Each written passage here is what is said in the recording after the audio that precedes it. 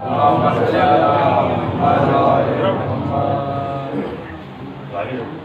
حول ولا قوة إلا بالله العلي العظيم. أعوذ بالله من الشيطان اللعين الرجيم. بسم الله الرحمن الرحيم. الحمد لله رب العالمين، والصلاة والسلام على أشرف الأنبياء والمرسلين، خاتم النبيين رحمة للعالمين، سيدنا ونبينا جد الحسن والحسين بالقاسم محمد. اللهم صل على محمد وعلى إمام المظفر وشجاع الغضنفر أبي شبير وشبر قاسم طوبى وسخر الذي سميته أمه حيدر. اللهم صل على اسد اللہ الغالب غالب على كل غالب، امام المشرق والمغارب، مولانا ومولا الثقلين، امام بالحق بالحسنين علي بن ابي طالب.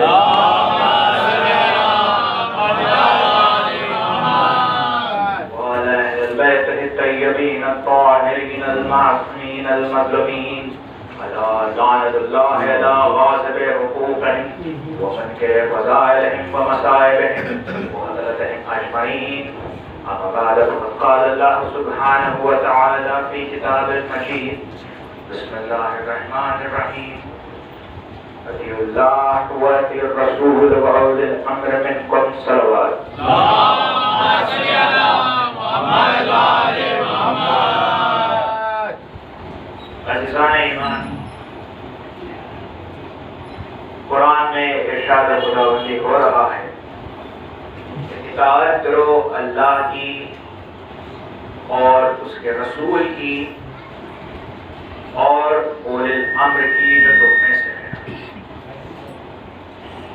تو اب یہاں پر خدا نے 3 اطاعتوں کے بارے میں بیان کیا ہے. ایک اطاعت واجب ہے جو خدا کی اطاعت ہے، دوسری اطاعت جو واجب قرار دی گئی ہے وہ رسول کی اطاعت ہے، اور تیسری اطاعت اولی الامر کی اطاعت کو واجب قرار دیا ہے. لیکن ہم دنیا میں دیکھتے ہیں کہ کوئی بھی کسی کی اطاعت بنا پہچانے اور بنا معرفت کے نہیں کرتا ہے. تو اس کا مطلب یہ ہوا کہ جب خدا نے اطاعت کا حکم دیا ہے تو خدا نے ان اہل بیت کو یا پھر ان اولی الامر کو پہچانوانے کا بھی کچھ کارساز کر رکھا ہے. یا پھر یوں کہا جائے کہ بغیر معرفت کے خدا کسی کی اطاعت کو واجب نہیں کرتا ہے. آگے ہم دیکھتے ہیں کہ 2 الفاظ ایسے ہیں کہ جن میں اللہ نے مکمل طور پر فرق بتایا ہے. ایک ہے نام سے واقف ہونا اور ایک ہے کردار سے واقف. نام سے واقف ہونے کو پہچاننا کہتے ہیں اور کردار سے واقف ہونے کو عرفان یا معرفت کہتے ہیں. اب یہاں پر اگر ہم دیکھتے جائیں گے تو ہم یہاں پر دیکھتے ہیں کہ مکے میں جو لوگ موجود تھے وہ رسول اکرم محمد مصطفیٰ صلی اللہ علیہ وسلم.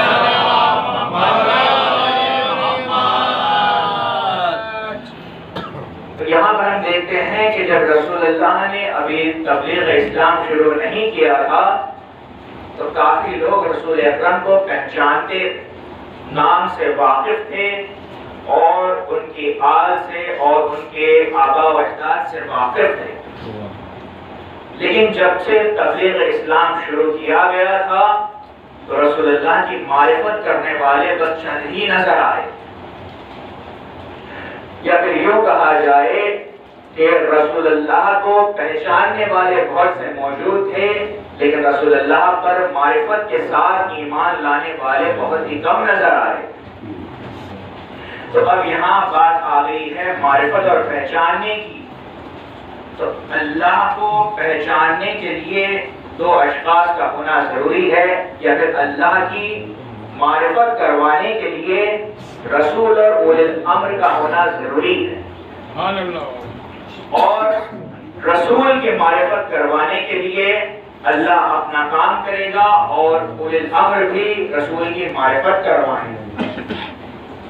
اور اولی الامر ایک ایسی شخصیت ہے یا پھر شخصیات ہے کہ جن کی معرفت خدا اور رسول کروائیں گے۔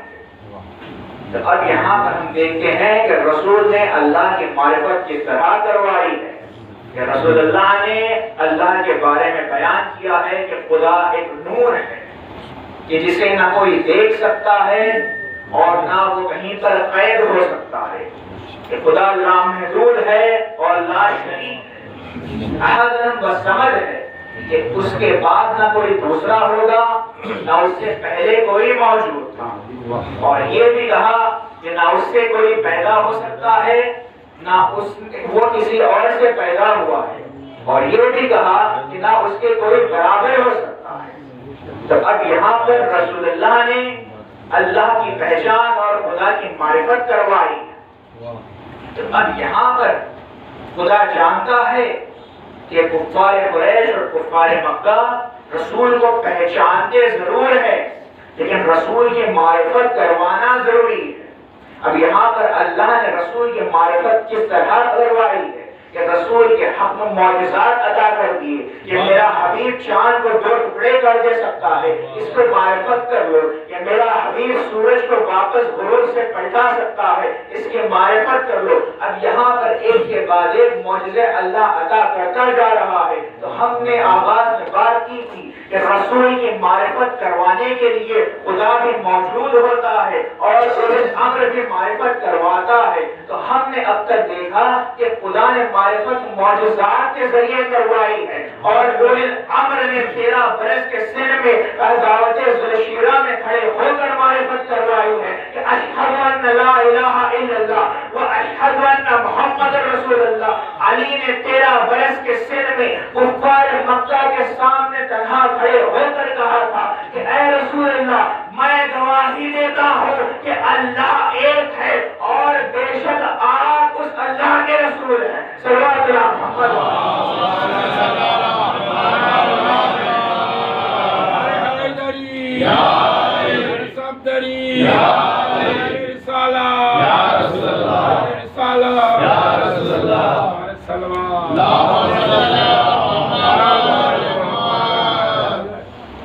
اب یہاں پر ہم نے دیکھ لیا کہ خدا کی معرفت اور رسول کی معرفت کس طرح حاصل ہوتی ہے، لیکن اب آگے چل کر ایک عجیب مرحلہ آ گیا کہ اب یہاں پر اولی الامر کی معرفت بھی ضروری ہے۔ تو اب یہاں پر ہم دیکھتے ہیں کہ اللہ نے رسول اور اولی الامر کی معرفت کے لیے ان کے حق میں معجزات کو عطا کر دیا ہے، لیکن معجزات کس کے لیے دیے گئے ہیں؟ کس سے معرفت حاصل کروانے کے لیے دیے ہیں؟ معجزات مومنین سے معرفت حاصل کروانے کے لیے نہیں دیے جاتے ہیں، بلکہ کافروں میں معرفت پیدا کرنے کے لیے معجزات عطا کیے جاتے ہیں۔ اب ہمیں یہ دیکھنا ہے کہ رسول اللہ نے اور خدا نے اولی الامر کا عرفان کس طرح عطا کیا ہے۔ تو ہم یہاں پر 11-10 ہجری میں آ کر دیکھتے ہیں کہ رسول اللہ نے اولی الامر کی معرفت کس طرح کروائی ہے، بلکہ کسی چھوٹے مجمع میں معرفت نہیں کروائی ہے، بلکہ 1,20,000 اصحاب کے مجمع کو جمع کیا گیا تھا کہ میں اب تمہیں بتانے والا ہوں کہ اولی الامر کون ہوتا ہے، اولی الامر کیسا ہوتا ہے اور اولی الامر کی معرفت کیا ہوتی ہے۔ کہ جب رسول اللہ اولی الامر کو پہچانوانا چاہتے ہیں تو رسول نے اپنے مسلمان صحابہ سے کہا تھا کہ کیا تمہاری نفس پر میں تم سے زیادہ حقدار ہوں یا نہیں ہوں؟ تو سب اصحاب نے تیز زبان ہو کر کہا کہ یا رسول اللہ، ہمارے نفس پر ہم سے زیادہ حق آپ کا ہے۔ تب رسول اللہ نے علی کو بلند کر کے کہا تھا کہ من کنت مولا فہذا علی مولا، یعنی مطلب یہ ہے کہ اولی الامر وہ ہوتا ہے کہ جو مسلمانوں کے نفس پر وارث ہوتا ہے یا پھر مسلمانوں کے نفس کا مالک ہوتا ہے۔ صلوات اللہ محمد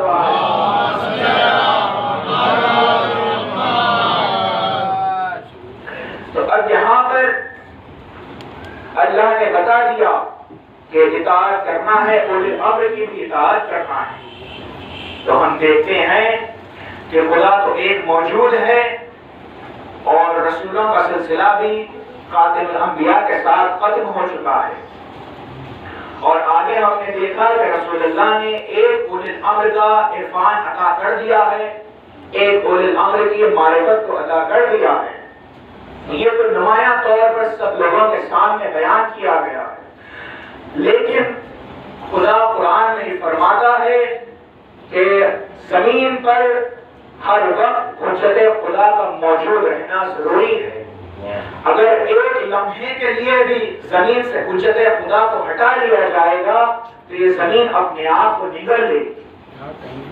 تو اس کا مطلب یہ نکلتا ہے کہ یہ جو اولی الامر ہے یہ کسی ایک شخصیت کا نام نہیں ہے، بس اللہ نے اولی الامر کی ایک سند بنائی ہے کہ جو بھی ان کمالات کے ساتھ موجود ہوگا اسے اولی الامر کہا جائے گا۔ تو اب آگے جو اولی الامر آنے والے ہیں اس کا بھی تعارف رسول کو کروانا ہے، ان کا بھی تعارف اللہ کو کروانا ہے۔ تو اب اللہ نے تعارف کس طرح کروایا کہ جب 5 اولی الامر ایک جگہ جمع ہو گئے تھے تو اللہ نے اپنے ملائکہ کو بلا کر کہا کہ ہم فاتحہ و ابوہا و بالہا و بنوہا۔ اب یہاں پر اللہ نے بنیہا نہیں کہا، نہ ہی ابناہا کہا ہے، بلکہ بنوہا کہا ہے۔ بنوہا اس وقت کہا جاتا ہے کہ جب 2 سے زیادہ بیٹے موجود ہو۔ گویا اللہ بتانا چاہ رہا ہے کہ اولی الامر صرف حسنین تک ختم نہیں ہوں گے بلکہ آخری زمانے کے امام تک سب اولی الامر۔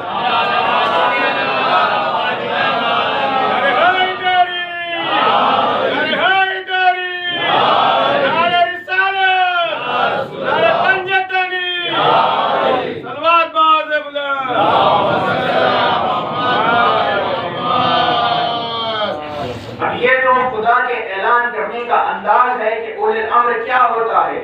اب رسول اللہ کس طرح اعلان کرتے ہیں کہ کبھی اپنے کاندھوں پر حسنین کو لے کر گھومتے ہوئے بیان کرتے ہیں کہ ان کا تعارف کر لو کہ یہ کوئی معمولی بچے نہیں ہیں، کہ یہ وہ ہیں جو سردار رسالت کے رخ کو اپنے ہاتھوں سے موڑ دے، وہ اولی الامر ہوتا ہے۔ یا پھر کبھی خطبہ دیتے ہوئے تمام صحابہ کے مجمع میں خطبے کو روک کر حسین کو منبر پر لا کر بتا رہے ہیں کہ ہاں نہیں حسین، کہ یہ حسین ہے، اس حسین کو پہچان لو۔ اب رسول اللہ یہیں پر نہیں رکے، حسین کے تعارف کروانے کے ساتھ ساتھ حسین کے اذکار کا تعارف بھی کروا رہے ہیں کہ یہ حسین ہے، اس کا بابا جنتی ہے، یہ حسین ہے، اس کی ماں جنتی ہے، یہ حسین ہے، اس کا جد جنتی ہے۔ یعنی جد کے معنی ابو طالب کے بیان کر رہے ہیں، آگے بیان کر رہے ہیں، صرف آج تک نہیں رکے، اب آگے رسول اللہ بیان کر رہے ہیں کہ یہ وہی حسین ہے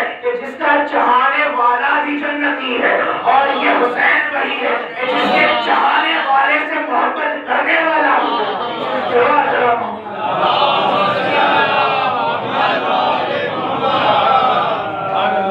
اس طرح رسول اللہ نے اولی الامر کی معرفت کروانے کے لیے کوئی کسر باقی نہیں رکھی۔ لیکن ایک وقت ایسا بھی آیا کہ اتنی معرفت کروانے کے بعد، اتنے فضائل بیان کروانے کے بعد، اتنے معجزے دکھلانے کے بعد بھی لوگوں نے ان تمام چیزوں کو بھلا دیا۔ اب ہم سے لوگ اعتراض کرتے ہیں کہ اگر علی سے حق خلافت چھین لیا گیا تھا تو علی تو بہت بڑے بہادر تھے، علی نے تو دریا خیبر کو اکھاڑ دیا تھا، تو علی نے جنگ کیوں نہیں کی؟ علی نے منصب خلافت کو واپس کیوں نہیں لیا؟ تو اب یہاں پر بیان کرنا چاہوں گا کہ جب اللہ یہ اولی الامر کا تعارف کروا رہا ہے تو اس کی تشبیہ سورج سے بھی جا سکتی ہے، یا پھر اس کی تشبیہ آفتاب سے بھی جا سکتی ہے کہ اللہ نے تعارف کروا دیا کہ یہ اولی الامر ہے اور تمہیں ہدایت چاہنی ہے تو یہ اولی الامر کے پاس آؤ۔ اسی طرح یا پھر یہ بیان کیا جائے کہ ہر روز صبح میں آفتاب نمودار ہوتا ہے. اگر کسی کو آفتاب کی ضرورت ہے تو وہ آ کر آفتاب کی روشنی میں اپنے لیے ہدایت پا لے. اب یہاں پر جو بیان کرنا چاہوں گا، اللہ نے علی کو آفتاب کے طور پر روشن نمایاں بیان کر دیا تھا. آفتاب کو انسانوں کی ضرورت نہیں ہے، چاہے انسان استفادہ لے یا نہ لے، وہ اپنا نور پھیلاتا رہتا ہے، وہ اپنی روشنی بانٹتا رہتا ہے. اب یہ انسان کی بے وقوفی ہے کہ روشن آفتاب کے سامنے بھی چھوٹا سا چراغ لے کر بیٹھ جائے. گویا بتانا یہ ہے کہ اللہ کی جانب سے بھیجا ہوا نمائندہ اپنا تعارف نہیں کرواتا، بلکہ خدا اس کا تعارف کروا کر بھی جاتا ہے. یہ تو بس حجت تمام کرنے کے لیے آتے ہیں. اسی طرح ہم دیکھتے ہیں کہ دو شیخین کے گزر جانے کے بعد بھی علی نے اپنا تعارف کروایا تھا. آگے ہم دیکھتے ہیں کہ جب صلح امام حسن ہوئی تھی تو امام حسن نے بھی اپنا تعارف کروایا تھا. اور روز عاشور میں ہم دیکھتے ہیں کہ امام حسین نے جنگ شروع کرنے سے پہلے بھی اپنا تعارف کروایا. لیکن جب تعارف کر چکے، جب اپنا عرفان عطا کر چکے، جب حجت تمام کر چکے، تو ظالموں سے سوال کیا کہ اب تو تم لوگ مجھے جان گئے ہو، اب حسین سے جنگ کیوں کر رہے ہو، کیوں حسین کو مارنے پر آمادہ ہو گئے ہو؟ تو اب یہاں پر کوئی جواب نہیں آیا. کسی نے یہ نہیں کہا کہ ہمیں بلا کر بتلا کر بلایا گیا ہے، کسی نے یہ نہیں کہا کہ ہمیں گمراہ کر کے بلایا گیا ہے، کسی نے یہ نہیں کہا کہ ہمیں معلوم نہیں تھا کہ آپ محمد کے نواسے ہیں. سب ایک زبان ہو کر بولے کہ یا حسین بغضاً لأبیک، کہ اے حسین تم سے جنگ اس لیے کی جا رہی ہے کیونکہ تمہارے باپ سے بغض تھا. تو ابھی ہم یہاں پر کربلا میں دیکھتے ہیں کہ جو حسین سے مقابلہ کرنے کے لیے آئے تھے اس میں کوئی علی کی محبت کرنے والا نہیں تھا، اس میں کوئی علی کا شیعہ موجود نہیں تھا، بلکہ جو بھی آئے تھے علی کا بغض رکھنے کے لیے آئے تھے. تو اب یہاں پر لوگ الزام عائد کرتے ہیں کہ حسین کو شیعہ نے قتل کیا ہے. اب یہاں پر انہیں ظالموں نے واضح کر دیا ہے کہ قاتلان حسین میں کوئی شامل نہیں ہو سکتا ہے سوائے اس کے کہ جس کے دل میں علی کا بغض ہو. اب یہاں پر آگے ہم دیکھتے ہیں کہ کس طرح حسین پر ظلم اٹھایا گیا ہے. اس حسین پر ظلم اٹھایا گیا کہ جسے رسول اللہ نے کہا تھا کہ حسین منی و انا من الحسین. رسول نے کہہ دیا تھا کہ حسین مجھ سے ہے اور میں حسین سے ہوں. تو یا حسین کے بارے میں بتانا چاہتے ہیں کہ جس نے حسین پر ظلم کیا ہے اس نے مجھ پر ظلم کیا ہے. اب یہاں پر غور فرمائیے گا کہ رسول کے یہ کہنے کے بعد بھی حسین پر کتنا ظلم کیا. آج سب جانتے ہیں کہ کل یوم عاشورہ گزر چکی ہے. آپ اس دور کے حالات سب لوگ واقف ہیں. یہاں پر آپ کی توجہ چاہتا ہوں. اس دور میں ہم کبھی اخبار میں پڑھتے ہیں یا کبھی نیوز میں سنتے ہیں کہ جب بھی کوئی مر رہا ہے یا پھر کسی کے افراد خاندان اسے دفنانے نہیں آ رہے ہیں تو کہیں دور کے لوگ لے جا کر وہ لوگوں کو دفن کر رہے ہیں. کبھی ہم دیکھتے ہیں کہ اگر کافر کے میں موت ہو گئی ہے تو مسلمان آ کر اس کو دفن کر گئے ہیں. اب یہ تو اس زمانے کا حال ہے. لیکن ہائے 61 ہجری کے کیسے مسلمان تھے کہ رسول کا نواسا بے گھوڑوں کو بے بڑا ہوا. جب اکرام غریبہ آئی تھی قیامت کو آگ لگا دی گئی تو بیویاں خیموں سے باہر نکل آئی. سب یہاں وہاں دوڑتی پھر رہی تھی. کسی کے سر پر عوام موجود نہیں ہے. سب اپنے وارثوں کو کھو چکی ہے. سب کو حسین پر قربان کر چکی ہے. ایک مرتبہ جب خیموں کی آگ ٹھنڈی ہو گئی تو زینب نے تمام بچوں کو جمع کیا. اب تمام بچوں کو دیکھنے لگی. ایک مرتبہ زینب نے غور کیا کہ کہیں سکینہ بی بی نظر نہیں آ رہی.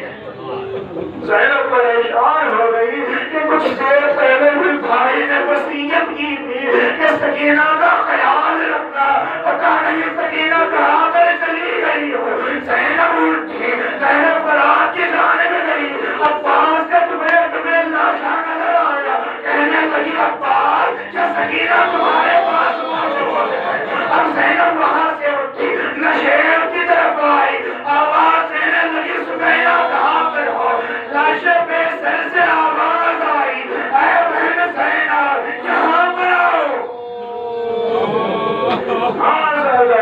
اب جب یہ زینب ایک حسین کے لاشے پر پہنچی ہے تو عجیب منظر زینب نے دیکھا۔ کیا دیکھتی ہے کہ حسین کے سینے پر سونے والی سکینہ حسین کے پائیں کی لیٹی ہوئی ہے، حسین کے قدموں کے قریب لیٹی ہوئی ہے، اور زینب نے سکینہ کو جلایا، بیٹی کو سینے سے لگایا اور پوچھنے لگی کہ اے سکینہ بیوی، دو سوال کرنا چاہتی ہوں کہ اے سکینہ، یہ جو حسین کا لاشا تم نے پایا ہے، میرے بھائی کا سر تو تن سے جدا ہو چکا ہے، تم نے کیسے پہچانا ہے کہ بابا کا لاشا ہے؟ سکینہ نے کہا کبھی اماں میں نہر کی جانب جا رہی تھی، اس لاشے میں سر سے آواز آئی سکینہ یہاں پر آ جاؤ۔ اب زینب نے دوسرا سوال کیا کہ اے بیٹی، تم تو حسین کے سینے پر سویا کرتی تھی، آج حسین کے قدموں کے پاس کیوں بیٹھی ہو؟ سکینہ نے عرض کرنے لگی کبھی اماں جب میں لاشے کے قریب پہنچا چاہا کہ بابا کے سینے پر سو جاؤ، لیکن میں نے دیکھا کہ بابا کے سینے پر اتنے تیر پیوست ہے کہ میں سو نہ پائی۔ آج آ جاؤ، آپ کے حسین کے مصائب سننے کے لیے آئے ہیں، ہمیں حسین پر جو آخری ظلم ہوا ہے وہ مصائب سن لیجیے، مجلس تمام ہو جائے گی۔ عزیزان ایمان، اہل بیت و خیر جو کوفہ لے جایا گیا، سید ساجدین اجازت امامت سے لاش شہداء کو دفنانے کے لیے آئے ہیں۔ اب امام بیان کرتے ہیں کہ گھوڑوں کے دوڑنے کے بعد حسین کے لاشے کا کیا عالم ہوا تھا۔ امام